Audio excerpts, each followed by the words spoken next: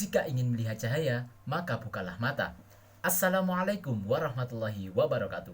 Om Swastiastu, Namo Buddhaya, Salam Kebajikan. Perkenalkan, nama saya Muhammad Azhar Sirat Mustaqim dari Mandua, Kota Kediri. Langkah pasti menuju prestasi. Di sini saya sebagai pembicara satu dari tim kontra akan menyampaikan tanggapan atas pembahasan mosi bahwa pejabat pemerintah dilarang menggunakan pengaruh media sosial atau influencer dalam mensosialisasikan kebijakannya. Di sini saya menyatakan sangat tidak setuju terhadap pembahasan mosi kali ini. Sebelum mencapai argumen utama, di sini saya akan menanggapi atas pernyataan dari tim pemerintah. Yakni yang pertama, tim pemerintah menyatakan bahwasannya sosialisasi kebijakan pemerintah harus dilakukan dengan diskusi terbuka yang di dalamnya terdapat respon langsung dari masyarakat berupa saran, kritik, dan masukan sehingga masyarakat akan paham dengan apa yang dibahas. Namun, apakah cara tersebut akan efektif? Apakah cara tersebut akan benar-benar mampu mensosialisasikan kebijakan terhadap seluruh kalangan masyarakat? Dewan Juri yang saya hormati, tenaga ahli utama kantor staf kepresidenan Dani Gahral Adian dalam republika.co.id pada tanggal 21 Agustus tahun 2020 menyatakan bahwasannya sejak awal pemerintah memang memanfaatkan berbagai jalur komunikasi yang efektif agar program dan kebijakan bisa dipahami oleh masyarakat. Salah satunya yakni influencer atau tokoh publik yang dikenal kalangan luas.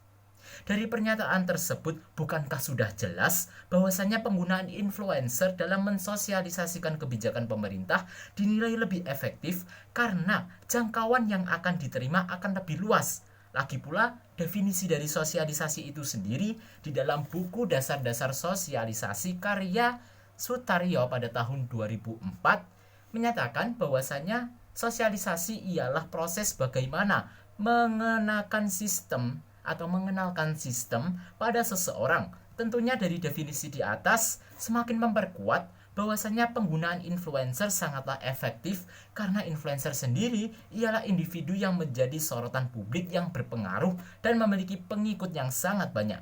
Tentunya hal ini akan mampu menjangkau seluruh kalangan masyarakat.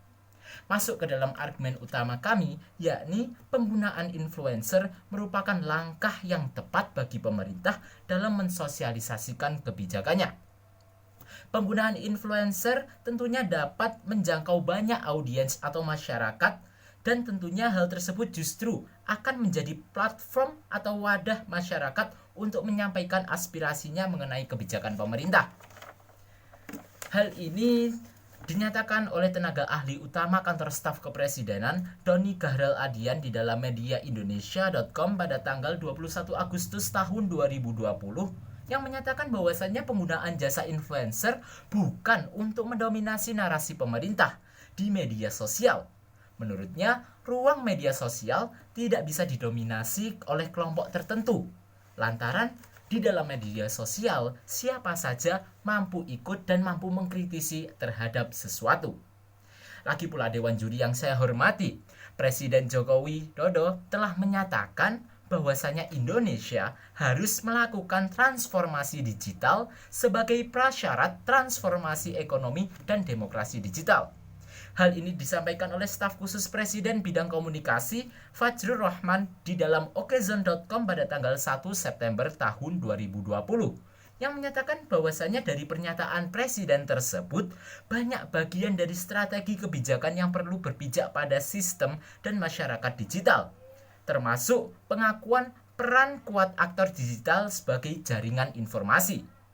Beliau juga menyebutkan bahwasanya dalam era masyarakat digital, para aktor digital yang merupakan key opinion leaders di banyak negara demokrasi sangat aktif berperan penting dalam komunikasi kebijakan publik.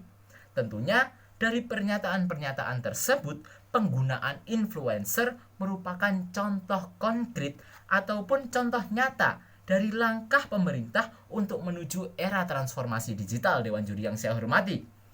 Karena di era saat ini penggunaan media sosial sangat tinggi sehingga harus dimanfaatkan oleh pemerintah untuk mensosialisasikan kebijakan-kebijakannya sehingga mampu diterima oleh kalangan masyarakat luas. Oleh karena itu, Dewan Juri yang saya hormati, di sini saya menyatakan sangat tidak setuju terhadap pembahasan mosi bahwa pejabat pemerintahan dilarang menggunakan pengaruh media sosial dalam mensosialisasikan kebijakannya. Sekian dan terima kasih.